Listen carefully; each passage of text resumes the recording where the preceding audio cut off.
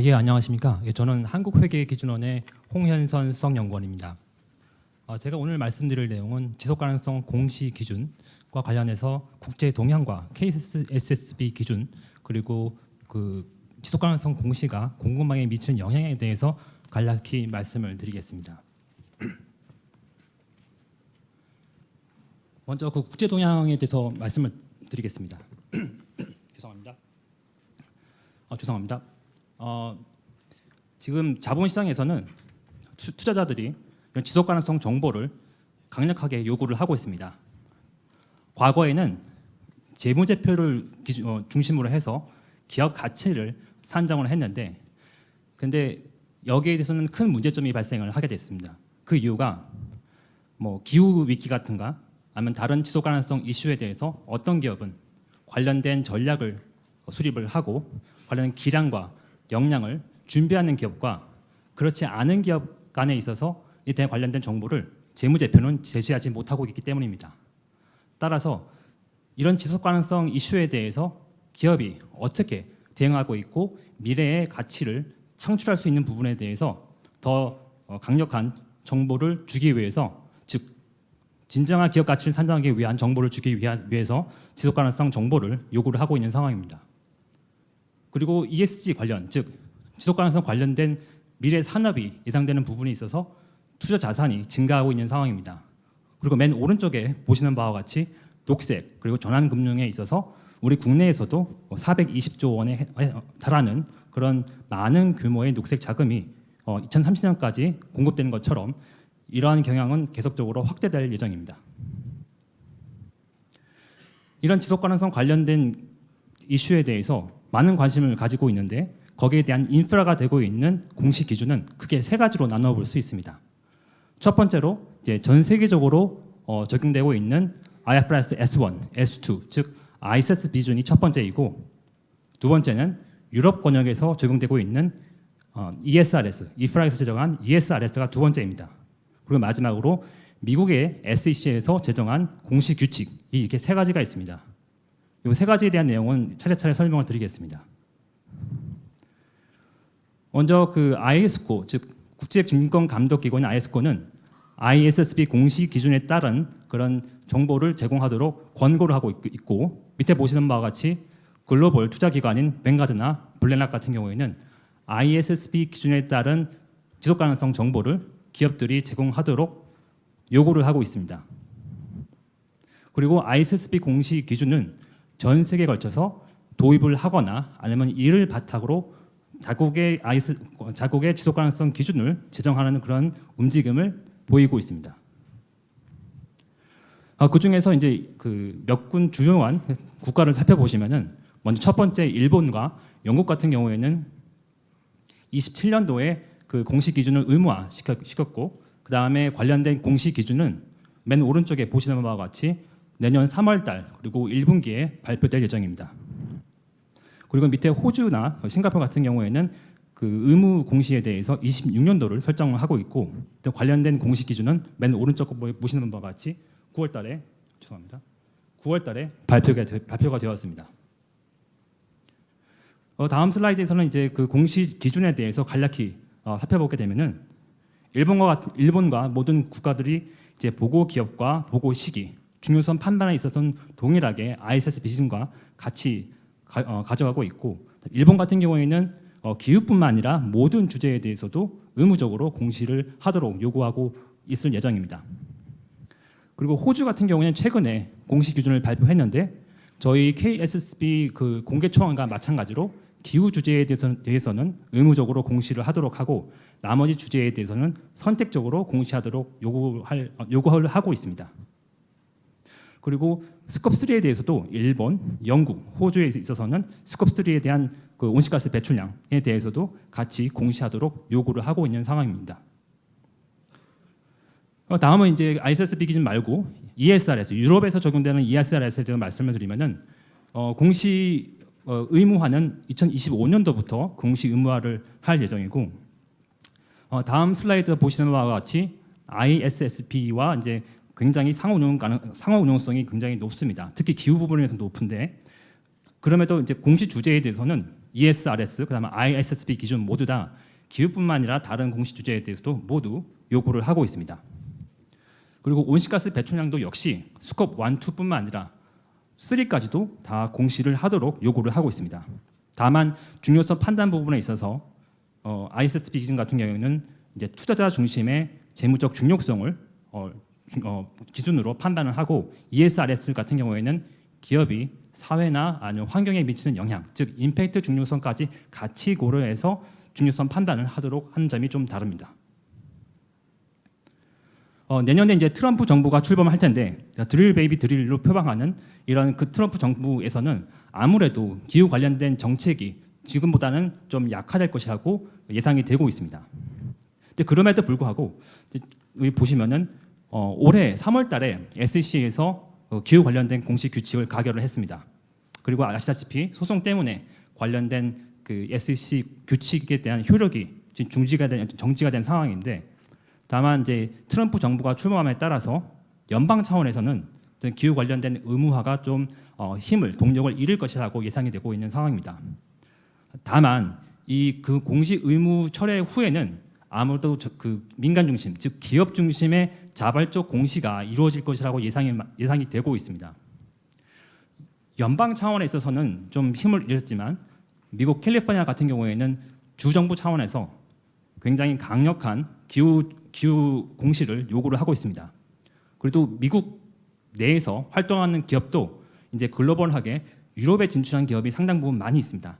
따라서 미국 기업조차도 이런 캘리포니아에 대한 기반을 두고 있거나 유럽에 진출하는 기업 같은 경우에는 이런 지속 가능성 공시 부분에 대해서 신경을 쓰고 그러한 관련된 데이터 수집, 그러면 시스템 구축 이런 부분이 반드시 필요하고, 그 기준 측면에 봤을 때에는 미국에 대한 기준이 부재할 경우라고 한 경우에 ISSB 기준이 오히려 더 힘을 얻고 또 ISSB 기준에 대한 도입이 더 확산되고 좀 가속화될 것이라고 예상을 하고 있습니다.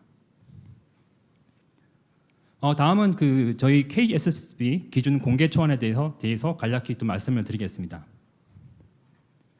저희는 아까 보셨던 첫 번째 기준인 ISSB 기준, 즉 국제 지속 가능성 기준을 시작점으로 활용해서 국제 정확성과 그다음에 기업의 수용 가능성을 모두 고려해서 투자자한테 유용한 정보를 제공하기 위한 기준을 제정하려고 하고 있습니다.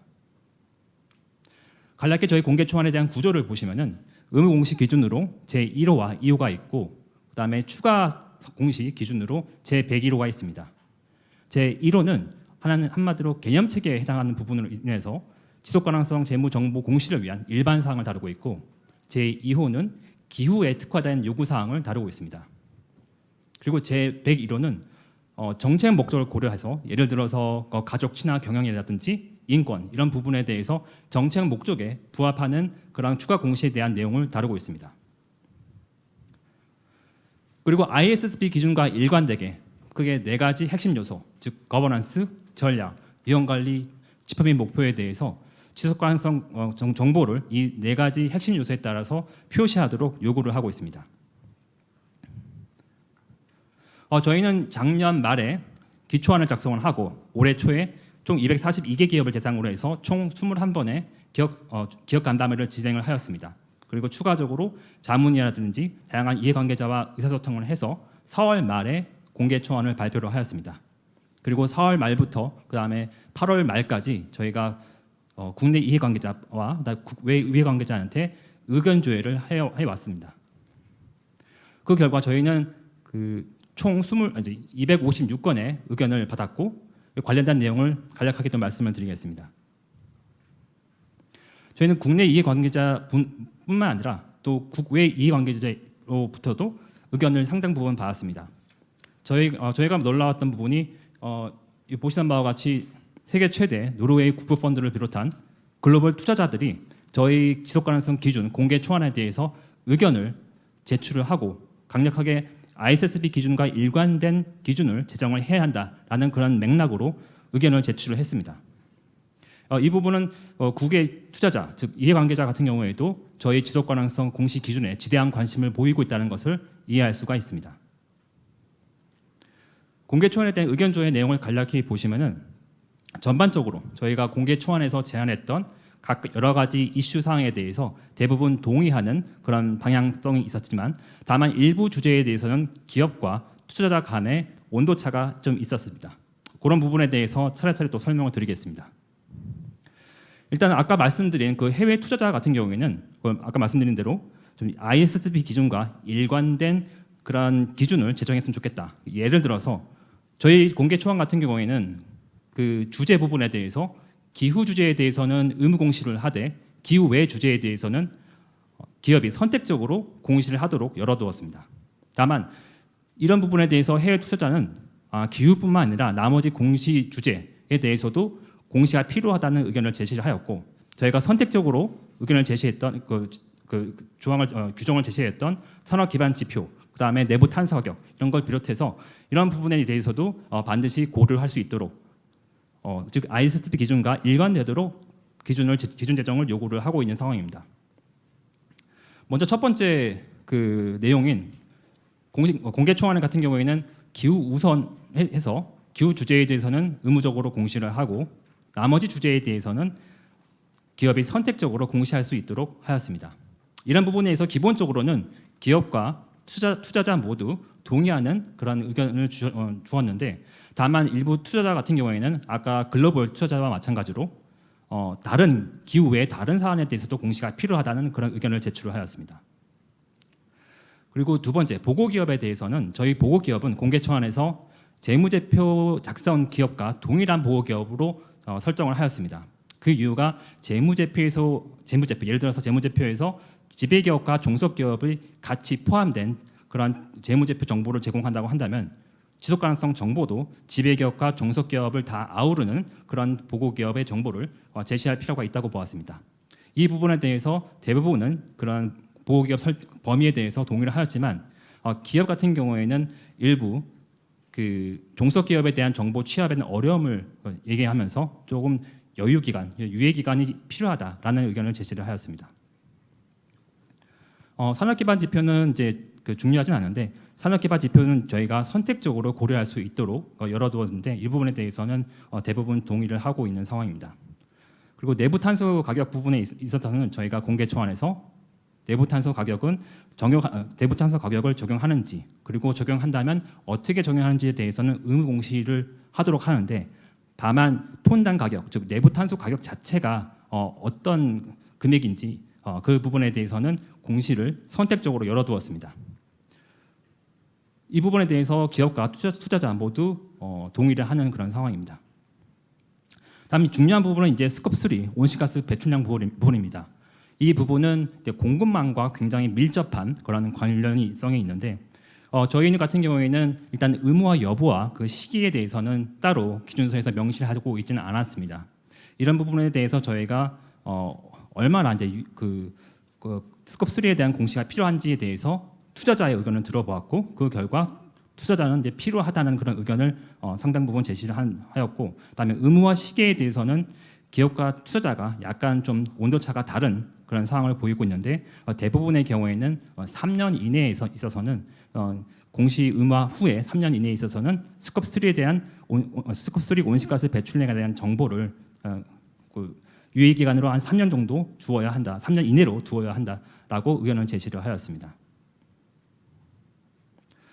그렇다고 한다면은 이런 지속 가능성 공시가 공급망에 미치는 영향에 대해서도 간략히 말씀을 드리겠습니다.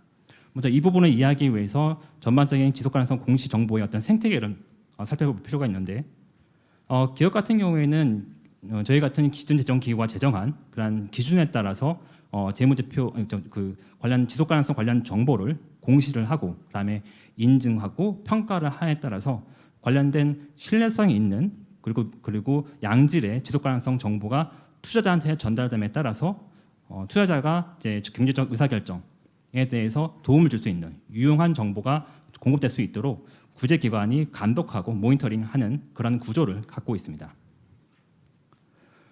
이런 가운데 있어서 이런 지속 가능성 공시가 공급망에 미치는 영향에 대해서 말씀을 드리면은 기본적으로 그 오른쪽 밑에 그런 그림을 보시면은 기업이 죄송합니다. 스콥 3를 예로 들어 보면은 보고 주체가 만약에 스콥 3에 대해서 미래 목표를 어느 정도 설정을 하고 있는 가정하게 됐고, 이 보고 주체가 어떤 완제품을 생산하는 기업이라고 가정을 해봅니다. 그리고 기업 A 같은 경우에는 이런 완제품을 제조하기 위한 반제품을 제조하는 공급망 내라고 볼 수 있겠습니다. 따라서 보고 주체가 이러한 스코프 3에 관련된 목표를 설정을 하고 그 목표를 달성하기 위해서 노력을 할 텐데, 그러기 위해서는 기업 A, 즉 공급망에 속해 있는 그런 기업 A가 어떠한 방식으로 반제품을 생산하고 어떠한 원재를 사용하는지 그런 부분에 대해서 충분히 이해하고 앞으로 어떤 변화를 가져갈 것인지에 대해서 보고 주체와 굉장히 긴밀하게 커뮤니케이션을 할 필요가 있을 것입니다. 따라서 이런 부분을 고려했을 때 그 공급망에서에 대한 서로 의사소통이 굉장히 중요하고, 또 경쟁 측면에서 보았을 때도 단지 기업 독립적인 그런 경쟁이 아니라 가치 사슬과 가치 사슬 간의 경쟁으로 볼 수 있습니다. 즉 기업이 이제 그 지속 가능성 관련된 이슈에 관련해서 그 가치 사슬 전반에 대한 그 정보를 적시에 공급할 수 있도록, 공유할 수 있도록 그런 시스템, 인프라를 구축해야 되고, 그뿐만 아니라 가치 사슬 측면에 있었을 때에 기업이 포괄적인 그런 지속 가능성 목표를 같이 수립을 하고, 그다음에 그 목표를 달성하기 위해서 서로 협력하고 커뮤니케이션하고 서로 돕고 지원할 수 있는 그런 노력이 반드시 필요하다고 생각을 하고 있습니다.